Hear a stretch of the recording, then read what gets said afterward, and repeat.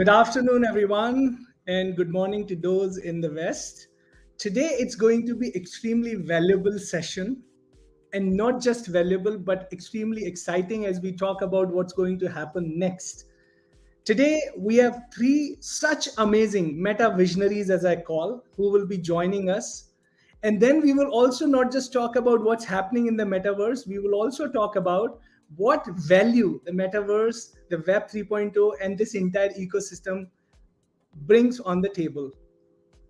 We have got someone who has created world record by hosting world's first song in the metaverse dedicated for her mom. We also have someone who is right now talking about what and how the metaverse should be built in future. And we also have someone who knows how brands are using metaverse at its best. Combining all these three, I think it's going to be the true value add for not just the people who are aware about what metaverse is, but also about those who wants to create something big in the metaverse. To start with, I've got someone who is not just a friend, a wonderful human being, but also the face of Web 3.0 in India. She has been leading some of the key channels as well as the journalism around the crypto in the country. I would like to welcome Ms. Vinita Chatterjee on the stage.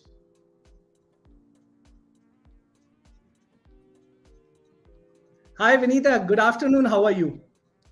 Thank you so much, Abhinav. Well, I feel elated to be a part of Metamorphosis. Of course, as the name suggests, this is going to be a transition from Web 2 to Web 3, and there are great prospects and great initiatives ahead. Thank you so much to the Meta Monk himself. Thank you. Thank you. So, for those who know Winnie, she has been the face of various YouTube channels related to crypto in the country. She is the one of the first initial journalists who has been talking about crypto in the world. And not just that, she is the first one probably in the world, and Winnie can correct, who has launched her song in the metaverse dedicated to her mom. Right, Winnie? That's correct?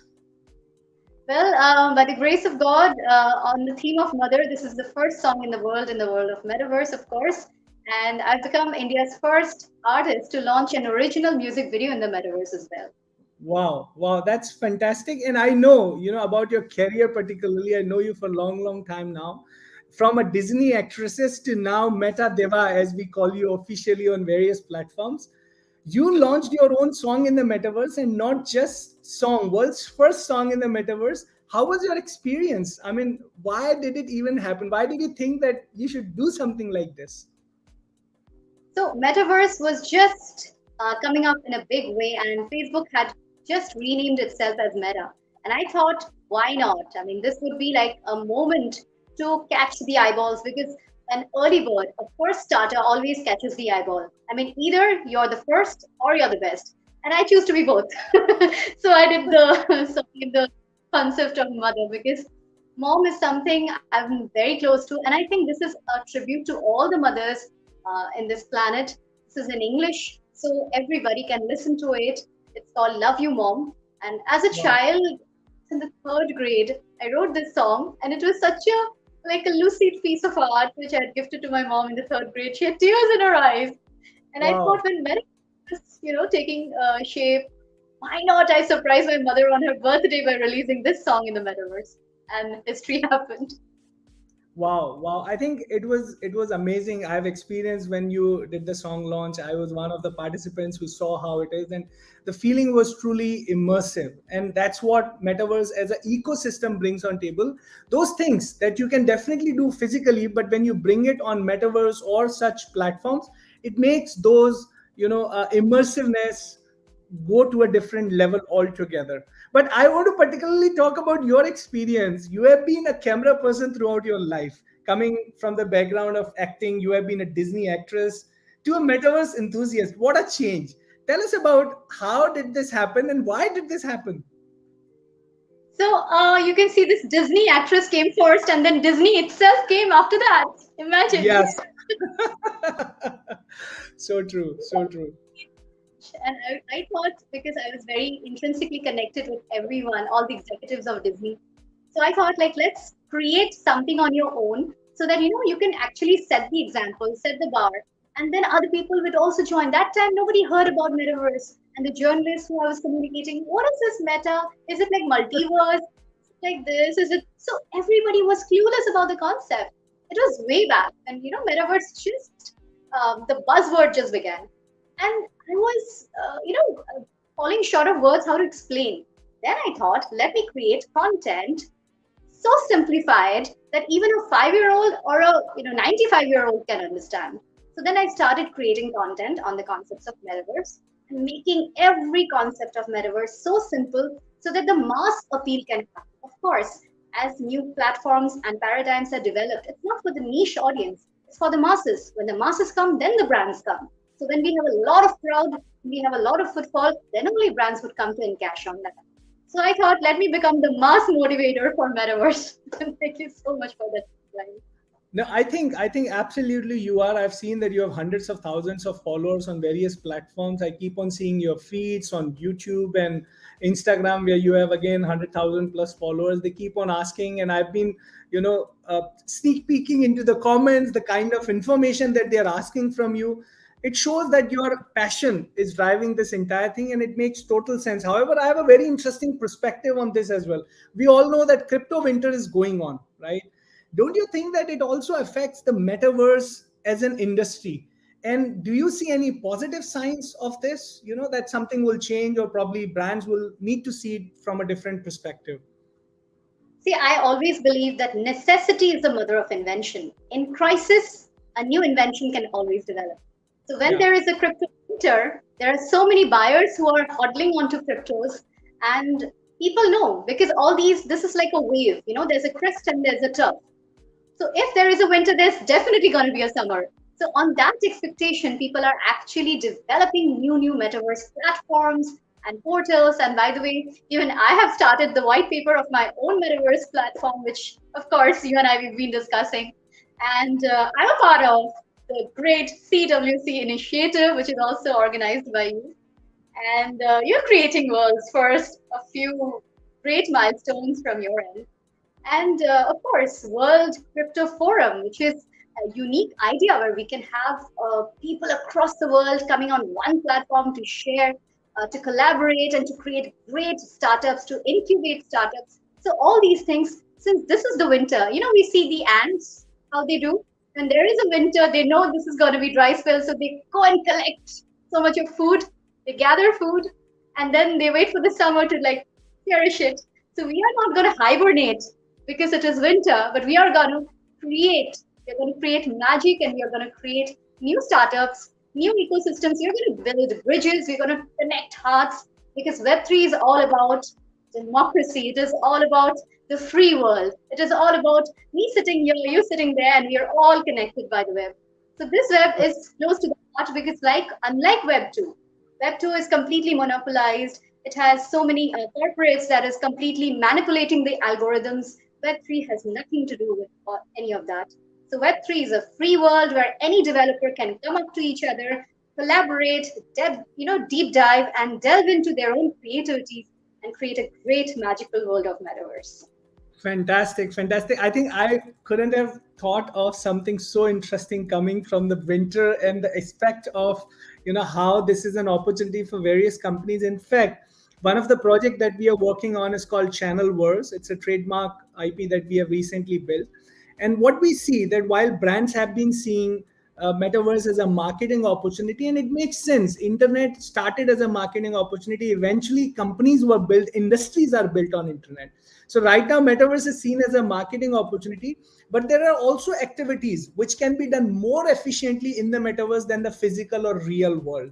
We call them utility opportunities, and Channelverse is such project that we are working on, which connects the channel partners of some of the largest brands in the country, to the brands directly through the utility metaverse that we will be creating. So I think that's very exciting of you to hear about this. Any other interesting project that you are working on right now? And I know you talked about the Crypto World Conference and World Crypto Forum, and we are very, very excited that you are also part of it, and not just part of it, leading it from the front, making sure that all the key aspects of the events and IP creations created. Any other project that you would like to highlight? And I know that you have been working on the white paper. We would love to know more about that as well.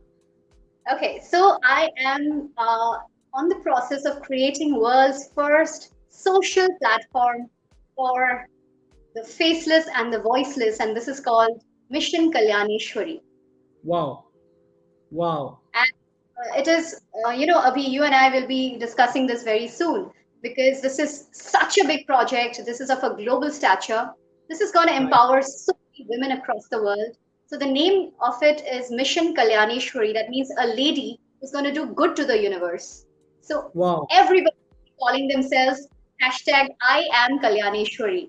Even if something wrong has happened to me, but I am Kalyaneshwari. So that is a humongous campaign. I have spoken to a few celebrities who are extremely excited about it. They are like, I've spoken to big stars of India. They are like, when you start this, and we are all with you. And Mission Kalyaneshwari is going to change the face of humanity. I'm going to tell you. And this is not going to be a metaverse program only. This is going to be a phygital project. So it will have Wow. brands. It will have ecosystems. It will be an NGO in the real world, and it will have a VDAs of its own in the virtual world. So it is Wow. such a big where I would want your participation as well, and collaborations of all my friends and all my colleagues and all my well wishers and everybody who would want to contribute to the society. They would want to be a part of this mission. So I And want secondly, to congratulate you for this because this is such a noble cause. And I know last time also you talked about this when we met at the Startup Expo in Delhi, a couple of months ago. And yeah, I think it's fantastic and it's so noble cause that you have been actively persuading for last many months. And it's good to hear that it has come to a shape. And not just Meta Monks and Amand, from our entire fraternity, we will make sure that we have 4,000 plus subscribers of our MetaMonk channel, and on the various platforms. We would encourage all of them to join hands with you and see how we could support. say everybody contributing just 1 rupee or $1. That's it. This project Great. is going to be a momentous project across the world. This is such a Wow. noble cause. I only seek $1 from all of you. That's it, nothing Wow. more than that. And the business model is such people would want to do this. I mean, they would feel, what is my life all about if I cannot be of some use to this planet? Wow. Wow. Fantastic. Winnie, I think thank you so much for your time. It's been great to hear every time I meet you, and it's been very amazing about the thoughts that you have been putting. Along with this, I have a very big project which is on sustainability, and it is about it's a humongous project. That's my project number two. So I'm at the moment developing three big projects. This is the biggest of IPs.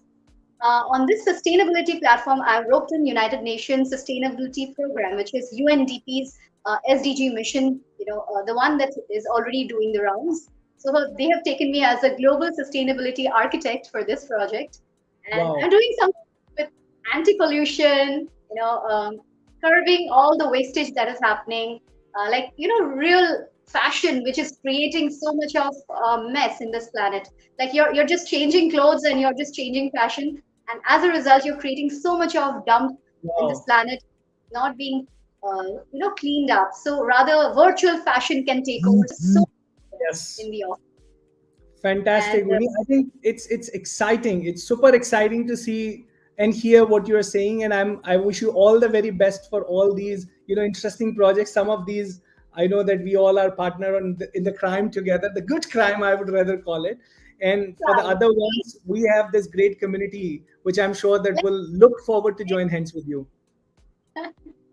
I feel Thank we you. should all change the planet holding hands together because one Absolutely. person cannot do it alone, and I don't want the credit for this. I want all of us to come together as a family and do it together. Awesome, awesome. So everyone, that was Vinny for us. And Vinny, thank you so much for joining, and carving out the time from your busy schedule today. And we look forward to connect shortly.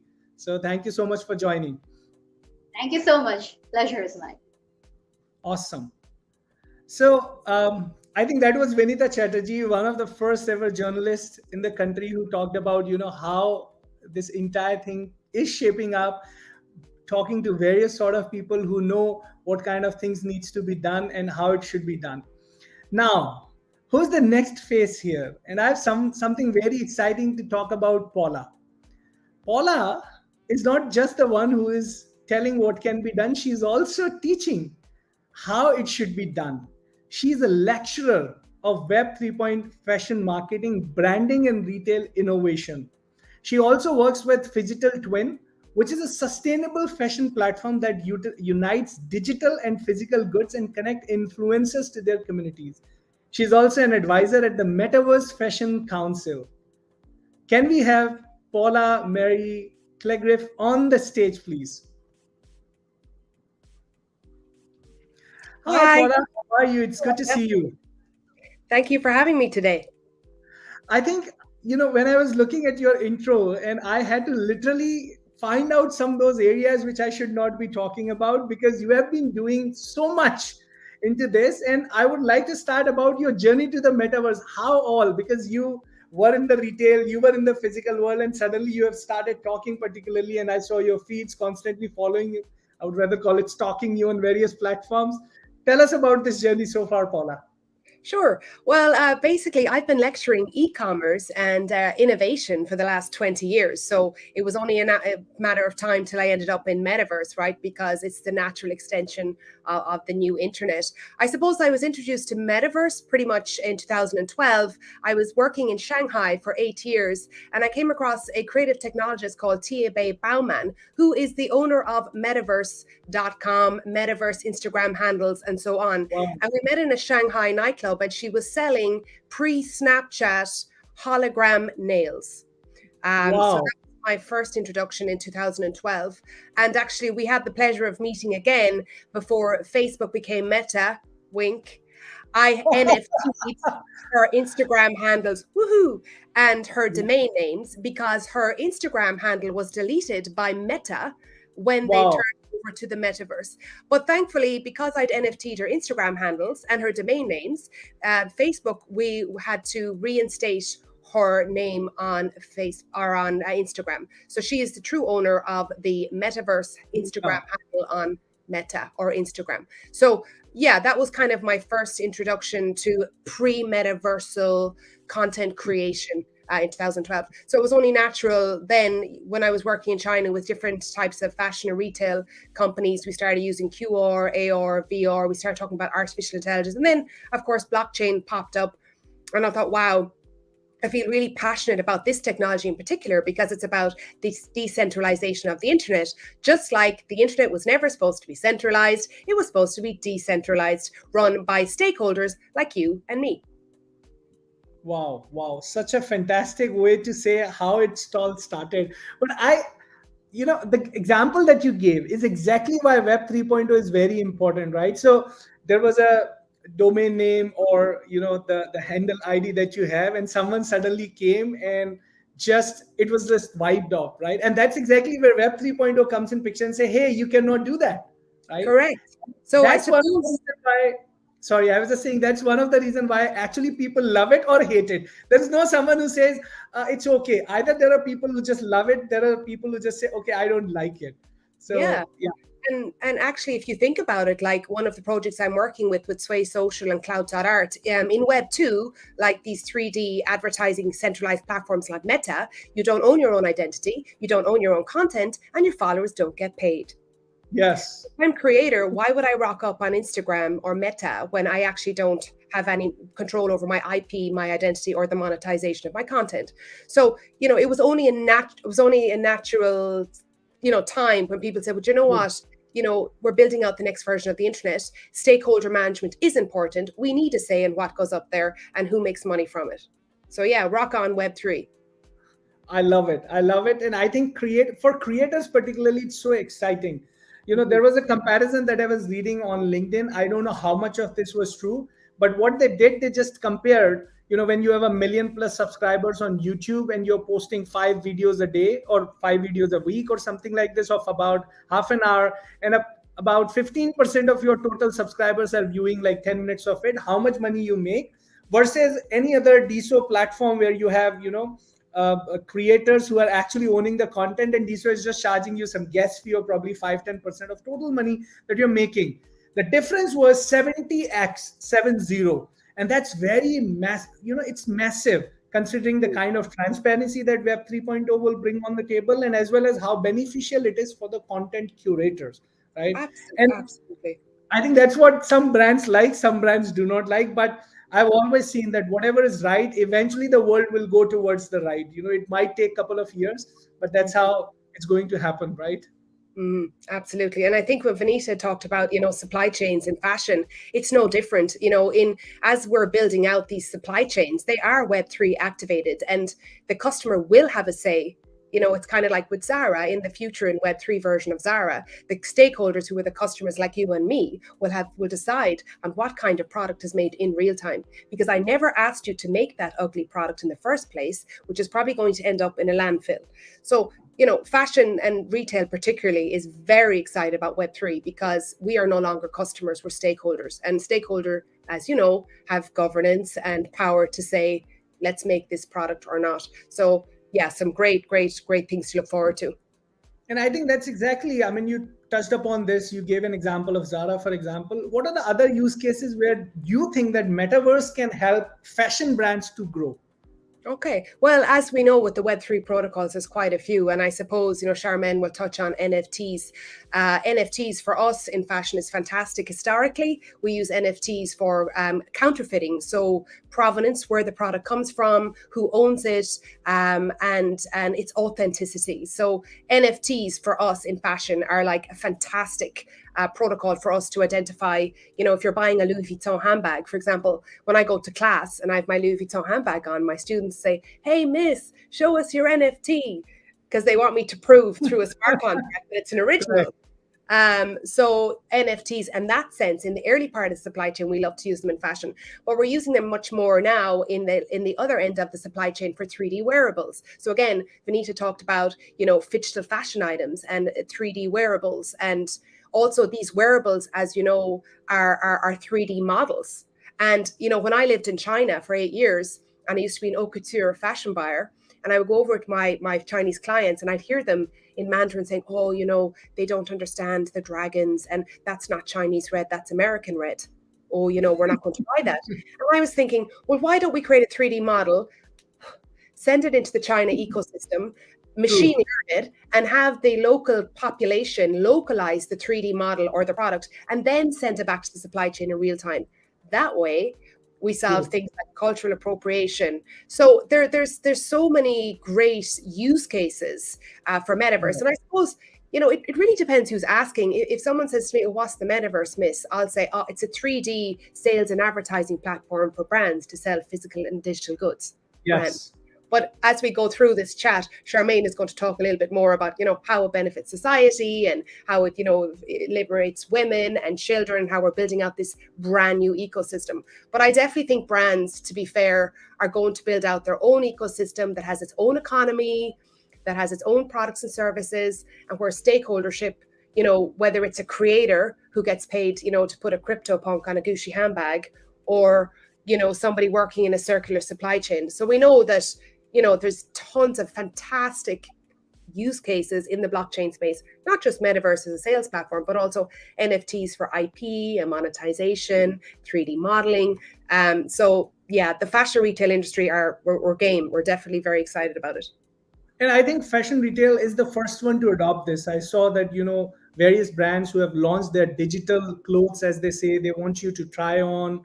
And also makeup industry, beauty industry has gone into a different level altogether. Just alone in India, I've seen that very interesting use cases of, and we all know, we have seen that on Snapchat, there were AR filters that could give you what kind of L'Oreal, or any lipstick, Lakme lipstick that would suit you or your face. But now what we are also seeing is that human body is of different shapes and sizes, right?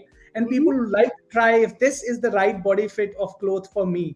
With digital try on and all of those things, it becomes more accessible and useful for many people. In fact, today morning, I was having a conversation with one of the leading retail brand in the country, and they were trying to create an ecosystem wherein the metaverse people would try on the clothes even before purchasing. Because there was a time, Paula, as you might know, people, particularly as I talk about India last 15 years, people were asking this question, if I cannot touch the cloth, why would I buy it online? Because the feeling of the cloth was very important thing. And fast forward here, 85% of sales of clothes is now happening online, right? And I'm talking about the particularly urban population that we see. And of course, with the convenience of trying it on. If you don't like it, you return it the same day or 30 days or something like that. That's more value to it. So I feel that you were absolutely right when you said that NFTs will play an important role. What do you think that with NFTs users will get, what benefits sort of in the near future other than the use cases? Because right now it's just use cases, but what other benefits that you see in the future coming in? Well, it really depends. I mean, they say, I suppose the creators are going to benefit most, I think, from NFTs, particularly, if they're creating digital wearables for Gucci or other types of brands whereby, they sell one of their designs, and then there's a rolling royalty in a smart contract version too. So, I mean, I think the creators are definitely going to win on this, because, they're going to be responsible for their own IP and, how they're sharing with brands. So I think creators are going to benefit most in NFTs. Also, I think from a finance perspective, in decentralized finance, often my friends ask me, "Oh, why are you buying 3D wearable NFTs?" And I said, because they're assets, because they're buyable, sellable, tradable. And I often see myself as kind of like the digital Carrie Bradshaw. There's a famous quote. She says, "I like to see my money where I can see it hanging in my closet."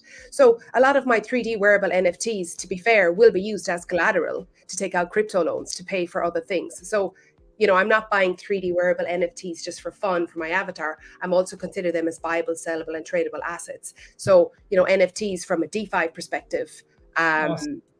are a great utility. And, and when you talk about shopping in the metaverse, and you talk about, I definitely see, rocking up on the Sephora Metaverse platform, and the whole thing is hyper personalization. For example, Yeah. I only see white girl products, I only see blonde girl products, and that's my experience. And whether I'm in store or in a metaverse environment or on an AR app or whatever it is, it's the seamless integration of online technology in an in-store environment. So when you talk to me about the intangible, visiting the true shopping experience in the real world, I don't think metaverse is there to replace it. I think it's there to augment it.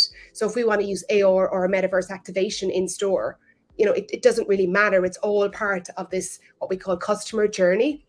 And the great thing about this customer journey is we've got real-time feedback. So we're understanding what the customer wants, when they want, how they want it, which makes our supply chain a little bit more lean and a bit more intelligent, if that makes sense. Absolutely. I think that makes total sense. So the last thing that I would love to know about some of the active projects that you are part of, I saw Phygital Twin. Sounds Yes. very interesting. Tell us more about it, what exactly it is and what it is, bringing on the table.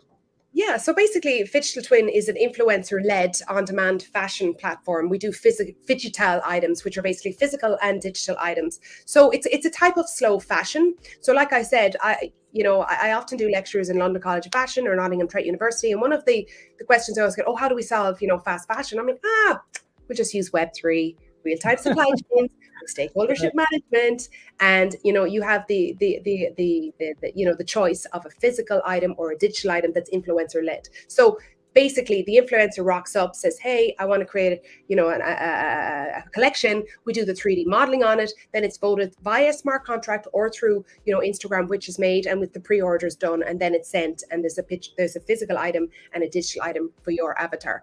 As the company grows, we'll introduce DAOs, which are governance models, and other types of technology around it.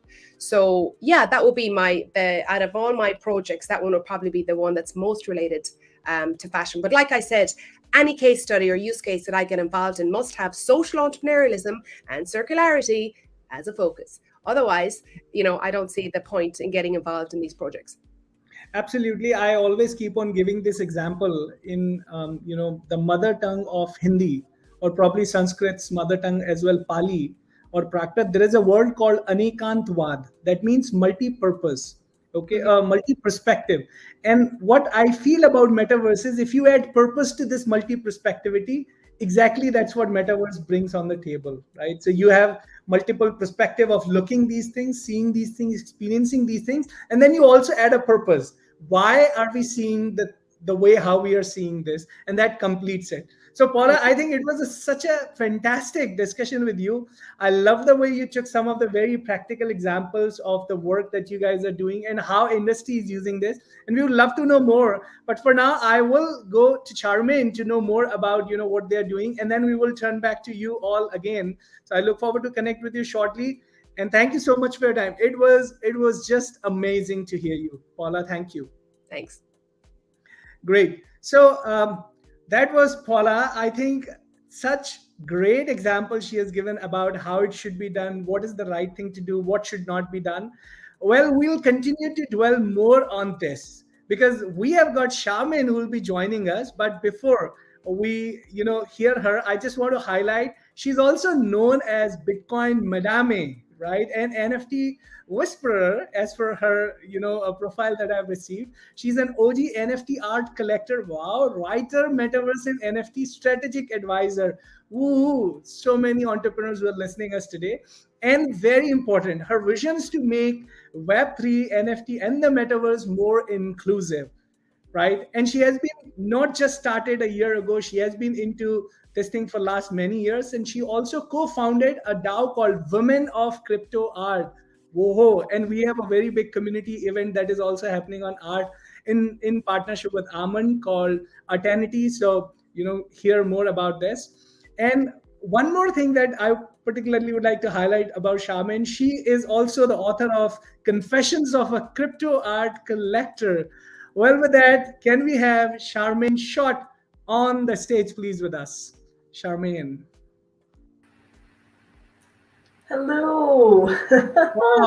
Wow. Charmaine, it was, just reading about what you have done and your experience is so exciting. Thank you so much for giving us the time and sharing your insights with the, community that are looking at us right now.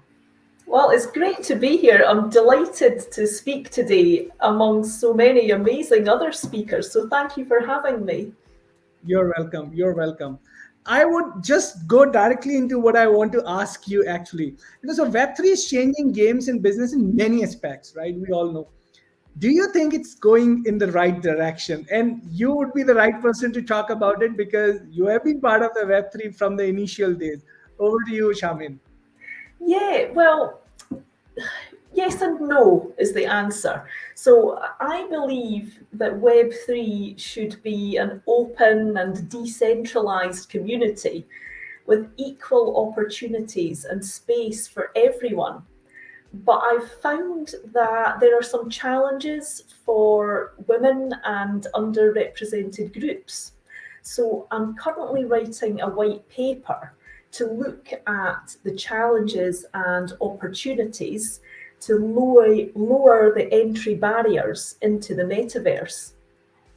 For example, we're tired of people being bullied for their colour or their sexual orientation.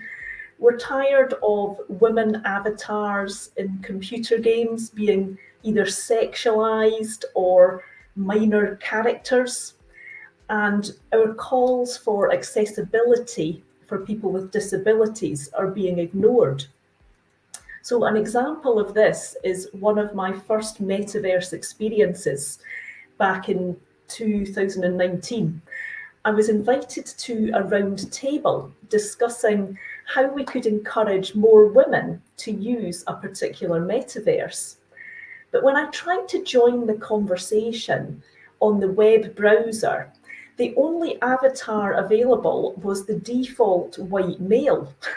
So I contacted the platform and I said, how do I select a female avatar? And I was told there wasn't one.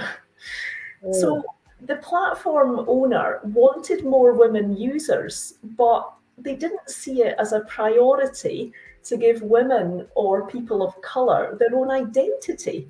So can you imagine a bunch of women standing around in the metaverse looking like men?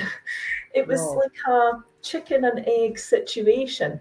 How can you attract people to use your metaverse if you're not willing to cater for their needs and their identity?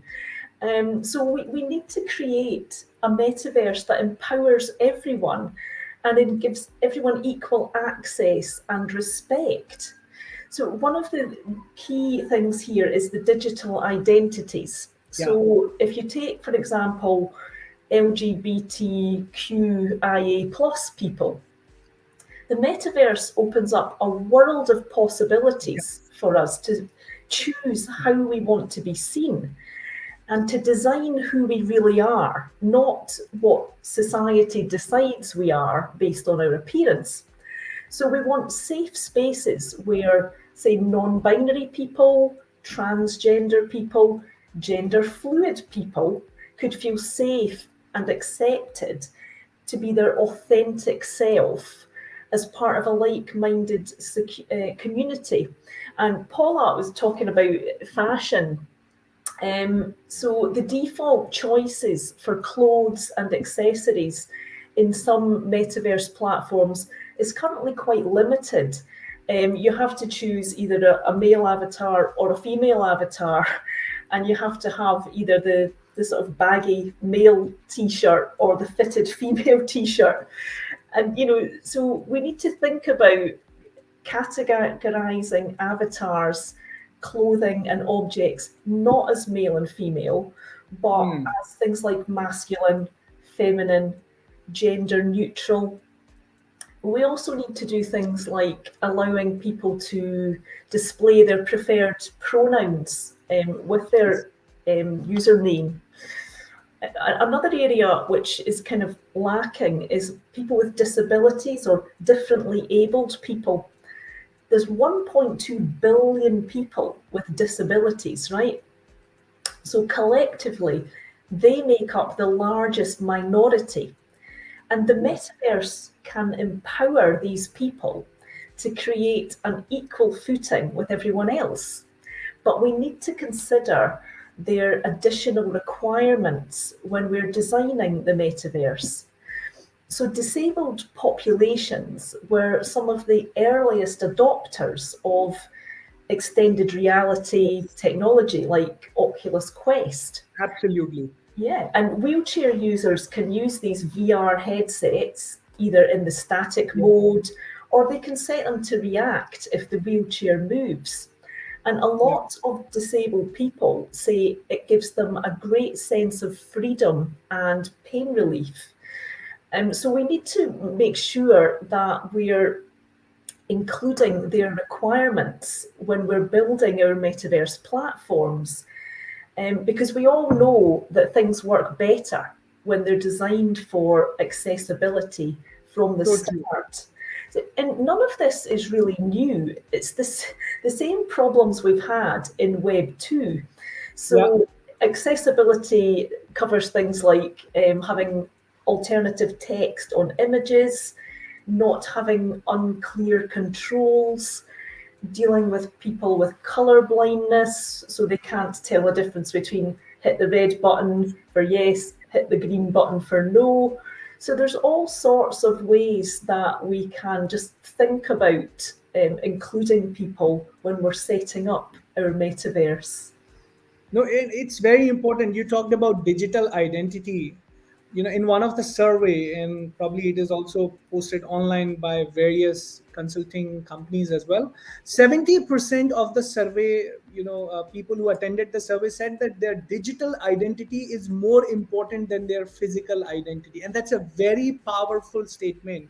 Because as we look at, your display profile fix on any of the social media platforms, whether it's WhatsApp or even your profile pictures on your mobile phones and everything, well, we would like them to look amazing.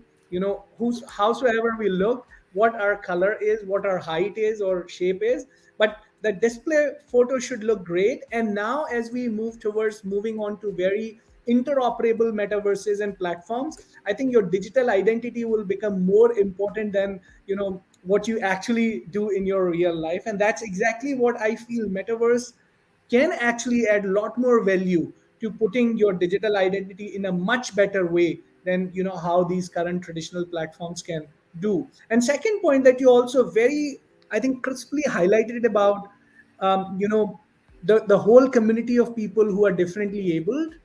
Well, I think metaverse is like nirvana for them, because the kind of experience they can get from here is out of the world. Exactly, the metaverse, as we say. I had someone, a friend of mine, and she is somehow not able to walk for last 4.5 years now, right? And I know that she attended an event happening in Paris, you know by joining in the metaverse, and she said that's one of the best ever experiences she has ever had after she could not walk for last 4.5 years or so. And that's where the real value or utility of metaverses is. And I'm very thrilled to know that 1.2 billion is the community of such, people who need help. But so far we were just seeing them as, okay, that's all we can offer. With metaverse, it opens up a complete different opportunity for clients to see how they can make it more inclusive, right? And I would love to know about, Etaverse, because I know you guys are helping brands creating, how it should be marketed, how it should be built. And in India, Almond is also doing the similar stuff, but we would love to know about the different strategies that you guys are proposing to your clients, or your clients are using when they think of building metaverses, building Web 3.2 experiences, or anything in this ecosystem. Yeah. So Metaverse offers blockchain and metaverse education and consultancy, because a lot of big brands, they've heard of the metaverse, but they don't really understand what it is or Right. what it can do for them. So I would go along and give them education and some examples of use cases. Things like NFTs, if you want to build up brand loyalty. So I speak to people like car manufacturers and say that there's so many use cases, from the documentation on the blockchain, and giving sort of tickets and sort of preferential treatment to your loyal customers and things like that. Metaverse car showrooms, virtual experiences, autonomous cars. There's so much that can be built and tested in the metaverse. Things like if you wanted to do training for your staff on dangerous heavy machinery that was maybe used in the manufacturing process, you've got to think about health and safety. So instead of teaching them with the genuine equipment first, you could do a simulation in the metaverse and give them training to say, right, now you've passed that sort of online test, you can be let loose on this big piece of heavy machinery. And there's just so many different use cases that they can use. Things like vehicle registration, right through to MOTs, servicing, change of ownership, because Yes. NFTs give you that sort of authenticity. You know that a car's not been stolen, and that it's got the genuine manufacturer's parts when it's been repaired. Oh, there's a world out there, and I think that the manufacturers and businesses, they are waking up to it, but they just don't know how to go about it. So we can help them with that. We also do marketing. We write strategies for NFT projects. So my partner, Laura Bolianos, she is a marketing guru. So I'm the expert on the NFT Web3 side, and she is like bringing Web2 marketing into Web3, which, as we know, in Web2 you had customers, but in Web3 you have community, and it's a very different approach to building up your brand and getting people to invest in your product. So we make quite a good team, and we help people with the fundamentals of how do you price your project. If you're doing NFTs, should you do one of one NFTs? Should you do 10,000 NFTs? What are the other competitors doing in the market? What are the trends? Because obviously NFT projects, it follows the crypto trends. Yeah. If crypto goes into the bear market, so does the NFT market. So yeah, lots of exciting things there. No, and it sounds very exciting to us as well. Particularly if you look at, a lot of people have been seeing whether it's metaverse or NFT as a marketing opportunity. But now, as the time passes by, it shows that these are the true utilities that can be built. You might have heard about Etihad Airways, which recently launched NFTs, right? They created probably 1,000 NFTs of their Dreamliners, right? And what they did, they added a benefit for the buyers of this NFT. First of all, they made sure that people can buy it through the fiat currency, so they didn't need to have, Ethereum or any of these bitcoins, etc., or cryptocurrency coins to be part of their wallet or buying strategy. Second, they also gave benefits. They gave some premium tier to their buyers, right? So if you buy this NFT for about 300 or so or 400 or so dollars, you also get an extension or elevation to a next year in the Etihad, what you call loyalty structure or something like that, which gives you some added benefits. And so that's one piece of it where brands are using NFTs to attract customers and give them additional benefits. But there are also examples of a footwear company which partnered with eBay to use NFT for attacking the counterfeited sales on the platform. So there were companies who were just saying that, I don't recall the name, it's Adidas or Nike or whosoever they are. They said that while the stamp was of Adidas, for example, but the shoe was actually not of Adidas, it was a some counterfeit product someone just built and sold it. And using NFTs now, they were able to track not just the brand, eBay, as well as the end consumer was able to track if this is the actual product or the product that I purchased, which was shipped from the factory where it was built to to my home or my location. So these are also very interesting use cases, and I completely believe that with the combination of NFT, Web 3.0, and Metaverse, it's a wow combination that we see. I sometimes feel that it's not Web 3.0, it's NWM, which is an NFT Web 3.0 and Metaverse, which actually is creating, powered by blockchain. I mean, what your thoughts are on this? Oh yeah, I mean, I think supply chains of authenticity of goods is an amazing use case to make sure that you're not getting counterfeit goods. So yeah, that will be a big trend, I think, in the future. If and I love the way that you can combine physical and digital items. So if you want your genuine Adidas trainers to put on your actual feet in real life, that might cost you $100, but you can also pay an extra $50 and get the digital NFT pair of trainers, so that your avatar can be in the metaverse with the same fashion and styling. So there's so many different things, and brands like Adidas and Nike, they're doing kind of clever things. So you can buy an NFT in a box, sort of digital box, and you can either open it up and own that, claim that wearable, or you can hold on to the unopened box to get next season's fashionable wearable. And there's a bit of a gamification going on, because you think, well, do I like this year's hoodie, or will next season's hoodie be even more trendy? And what would be worth more money if I wanted to sell the digital clothing item? Oh, there's just such a world out there. I mean, I think like NFTs and the metaverse, it's a match made in heaven. It's our physical and digital lives are converging. I mean, it is possible to wander through the metaverse without owning any digital assets. But I think it's fun. You can buy plots of land, you can build on it. I have an art gallery, an NFT art gallery in the spatial metaverse, because I've got over 200 NFTs. I've stopped counting when I got to 200. And I wanted to display them somewhere because they're on different blockchains, different wallets. I bought them on different NFT marketplaces. So if anybody says to me, where's your collection? I've got a huge list of wallet addresses.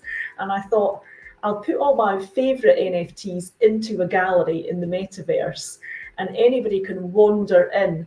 And it's just really good fun. And, and people could click on an NFT, see what marketplace it's available on, where they can buy it. So it's great retail opportunities for any brands who want to sell their products in the metaverse. Absolutely. I think, it's so exciting. Thank you so much, Charmaine, for sharing your insights with us. And I'm sure that a lot of our listeners would be very interested in knowing what Metaverse can bring on tables. Also, thank you for sharing these insights and, about what you kind of work that you and your co-founder is doing. I think this is the right time. Let me invite Paula on the stage to join us so that we can have a collaborative discussion on few points that I would like to highlight. Oh, there you go. Hi, Paula. Good to see you back. Awesome, awesome. So, Paula, you might be listening in the backstage about how Charmaine is talking about NFTs and the use cases and various things that comes on the platform. At the same time, you come from a background where e-commerce and all of that was happening, and then e-commerce was started from physical commerce to digital commerce, and now as we hear from both of you here, the meta commerce, right? I just want to highlight a lot of people still just think that this is a hype and this is just for a short time, and I'm sure that your clients might also be giving the similar sort of looks to you, saying that should we do it or not. But also there is a different tribe which is now saying that this is the future, right? What do you guys think that is right? Is this something that a lot more education is required, and if yes, what would you do if we would request you to share any insight? So we'll start with Paula, and then the same will go to Charmaine as well. Paula. Okay, well, I don't think it's hype. I think if you're not involved in meta commerce, it's game over. That's a fact. Because I've been in e-commerce the last 20 years. So, like I said, the blockchain technology and the 3D internet is the natural extension of the internet. So it's just like Charmaine said, 3D virtual land. Like in Web 2, you call it google.com, right? But in Web3, we call it google.eth, and it has a 3D version of it. So, if you're not doing meta commerce, it's time to go home, or meta retail, because that is the future. Now, if you want to have an argument over about like which Web3 protocols you want to utilize, that's another story. So what I'm saying is, Metaverse, like I said, is just a platform, for a 3D platform for buying goods and services, essentially. But it's when you get into the Web3 protocols like crypto, Web3, and DAOs, and that kind of protocols, that's when it gets a bit more complicated. But yeah, I mean, I work with a company called 3Dium, and my job is to bring brands kicking and screaming into Web3. But I never say Web3. I say, oh, don't worry, guys, it's only Web 2.5. Yeah, I don't like your e-commerce site. 2.5 retail. Yeah, right. All we do is take your 2D images and convert them into 3D assets and slap them back up on e-commerce website via web browser. Boom. Absolutely. Yeah, so it's not really that big a deal, I don't think. But if you get into, like I said, if you get into the protocols, then you're into all the scary stuff. No, absolutely. I think, what I feel about this entire thing is that there's a lot more education which is required, and not everyone is willing to learn. See, if someone is looking forward to learn, you can definitely teach them what they want to know. But if someone says, hey, I know about this, but I don't want to learn, and they literally have no idea what it is, then that's the challenge. And I've learned this hard way. A lot of people wants to learn, but there is a big chunk of tribe which doesn't want to learn, and they think that they know everything. And that's where we and you guys are influencer on your own, so I'm sure that a lot of these kind of questions might be coming to you, so it's quite exciting. Charmaine, I mean, what do you think? Yeah, I mean, I agree with Paula. I mean, today, most of our digital lives happen through two-dimensional screens, but the metaverse will make it possible for us to take new shape. It gets rid of the limits in the screens. So this new 3D internet, Web 3, it won't be like exclusively immersive. It can be both immersive and superimposed onto our reality, like Pokemon Go or something that people can understand. And it will completely change the way that we work and play and learn and interact. And it will bring our sort of physical life and our digital life together. Yeah, and it's really up to the user. So like Sherman said, you can use like an AR metaverse. It doesn't have to be VR. Let's not get excited. It's just 3D e-commerce, and you rock up and you buy a bag and you're able to turn it upside down, and maybe it's got an AR. So it really depends on how you look at it. But no, metaverse is not going anywhere. Okay, so I love it. I love it when someone says that, because there was a screenshot that is being shared on internet, something from one of the summit, where one of the speakers said that if you get a speaker on this stage and says that metaverse is the future, they have no idea about this, and you should not be what you call ignoring this fact and all. And then there is a different. Have you seen this? I mean, have you guys seen that? Thought, yeah, because my gang, right? I teach this for a living. So, if a first year rocks up to me and they're all like baby gamers and they're all excited about Roblox, and they're asking me, well, we want to make an NFT, and what's a smart contract, and where's our attention tokens, miss? we want to be paid to go to college and stuff. So the young people are asking about, well, what are these use cases, and we want to build and we want to know about it. So for me, I don't have the liberty of not. It's my job to educate, right? And I'm only ahead of like maybe 6 months ahead of. I'm constantly learning all the time about what works and what doesn't. And then I have brands calling me saying, "Oh, what's this? Is there going to be an instantaneous ROI or not? What are we going to do?" And I'm like, just stick to 3D e-commerce. You'll be grand. I think that's the easiest start, right? And everyone is looking at it. So, just to give you a glimpse of what my company does and why we actually started doing this during COVID, we launched our virtual experience platform called Vertex, and we did about 200 or so projects with some of the largest across the globe. In fact, Almond Vertex is the only platform that has bagged 5 Guinness Book of World Records for hosting world's largest experiences online. And from PMO to the Pune, as we call it, every sort of personalities have appeared on the platform. And one of the things that we saw is a natural succession of a virtual experiences to a more immersive experiences, right? And that is where I think Metaverse plays a very important role. So there is a complete community which wants to know more about it, but we also see that a lot of people are confused if VR is the only way to experience Metaverse, or can we also have other ways to look at it? And I'm sure the similar experiences were on your side as well. So I just want to highlight this to everyone that VR is just one of the mediums. There are also metaverses like Decentraland, party spaces, which are available on the browser, which you can easily access through mobile, and also AR, which is a perfect example what Shaman gave about the game that we keep on playing, Pokemon, where there's a different world within the real world that you have curated, but you can only see it through the glasses of your camera or your AR glasses, right? I don't have a VR headset. Guilty. I don't use it to buy NFTs. Guilty. So there are ways we can interact with the metaverse. They don't have to be super technical. So just have conversations, rock up on Discord, join Facebook and LinkedIn chats and learn about it. It's super fun. And actually, Charmaine, just going back to your point there about inclusivity, diversity, and I really think Web3 is a vibe, because the people on it, they're intellectuals, they're creatives, they're all sorts of people. And the conversations that we do have on a metaverse platform, whether it's VR, AR, or a web browser, it's always very super fun, and there's a great kind of spirit around building this opportunity to build these new use cases and platforms. So yeah, it's a vibe. Yeah, I totally agree. It's like us having this chat today. We've come together from different parts of the world and we're just vibing. It's just everybody's so open to collaborate and work with other people. It's just really fun. Yeah. Awesome. So guys, I think we are right on time, and thank you so much for joining us. I think it's amazing. It's amazing conversation that we had, and we are getting comments about continuous questions which are coming, but because of the time limitations, and I know that you also have further discussions on your own side. So I would just say such a fantastic value add. As we talked about, the name of the session was Valueverse. I think we all added value to I'm sure that a lot of people who might have been watching us or probably will be seeing the videos recorded. We will send you the email, as we talked about, Paula, Shamin, about the news on the air that we are talking about. And I would love to invite you to our future sessions as well. Thank you so much for joining. And we are connected. I see your WhatsApp number, Paula, already. So you'll see a text message coming from my side. And Shamin, we are already connected. We will continue to collaborate. One more thing, in India, the expansion of Metaverse is going on a rocket speed. And if you see any opportunity, we would love to discuss with you.